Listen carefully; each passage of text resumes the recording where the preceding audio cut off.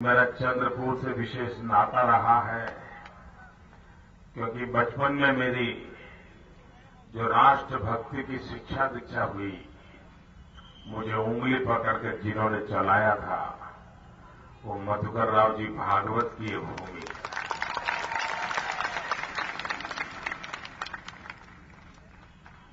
और इसलिए जिन्होंने मैं संस्कार दिए, शिक्षा दीक्षा दी,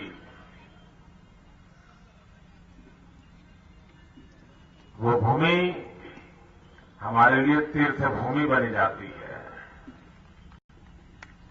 भाइयों बहनों, मैं जानता नहीं हूं कि महाराष्ट्र के इलेक्शन कमीशन का एक बात पर ध्यान गया है कि नहीं गया है, और मैं आग्रह करूंगा कि महाराष्ट्र का इलेक्शन कमीशन और भारत का इलेक्शन कमीशन इस बात को बहुत गंभीरता से ले।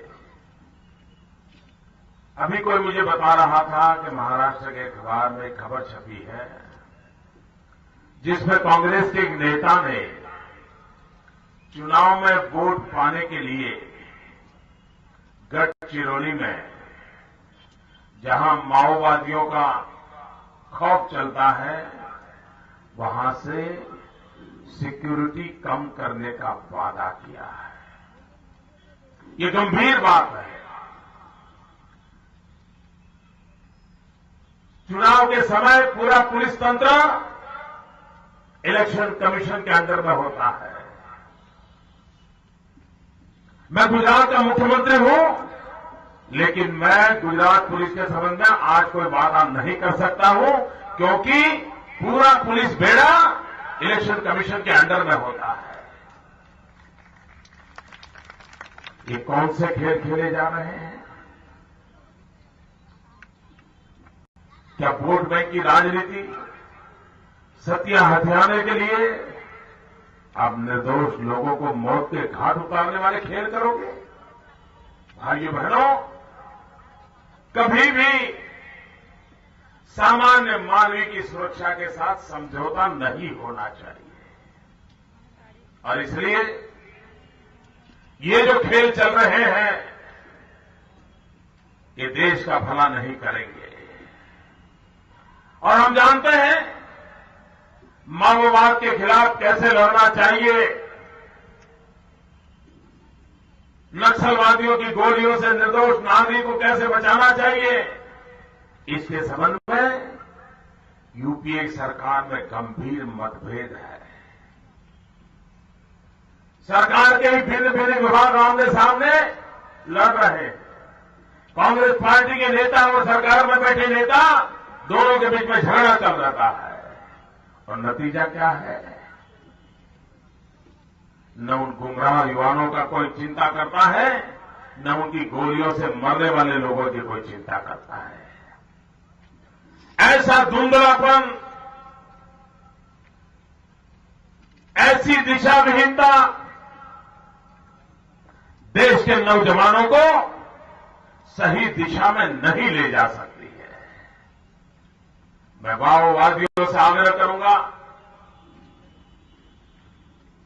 कि एक बार आप गंभीरता से सोचिए,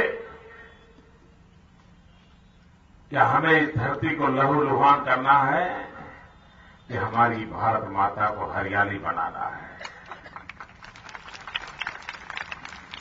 अगर भारत मां को हम रक्त से रंजित करेंगे तो भारत मां के संतान के नाते हम क्या पाएंगे? और अगर बंदूक हाथ में रखेंगे तो रक्त तो बहा सकते हो, लेकिन कंधे पर हाथ उठा लोगे तो धरती हरियाली हो जाएगी, गरीबों का पेट भरने के लिए काम आएगा।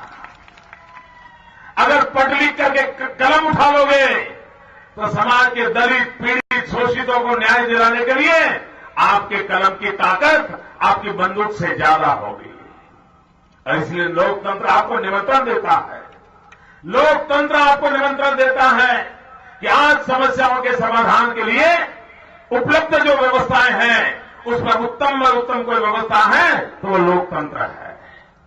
जिसमें समस्याओं के शांतिपूर्ण समाधान के रास्ते हैं। और इसलिए भाइयों बहनों, खून बहा करके रात को हम तो गिनती तो कर सकते हैं कितने कितनों को मारा, लेकिन जीवन में कभी ये हिसाब नहीं लगा सकते कि किसने कितनों की जिंदगी बचाई। हमें जिंदगी बचाने के लिए जीना है, जीवन लेने के लिए जीने की जरूरत नहीं है। ये समय की मांग है और मुझे विश्वास है कि आने वाले दिनों में इस दिशा में लोग गंभीरता से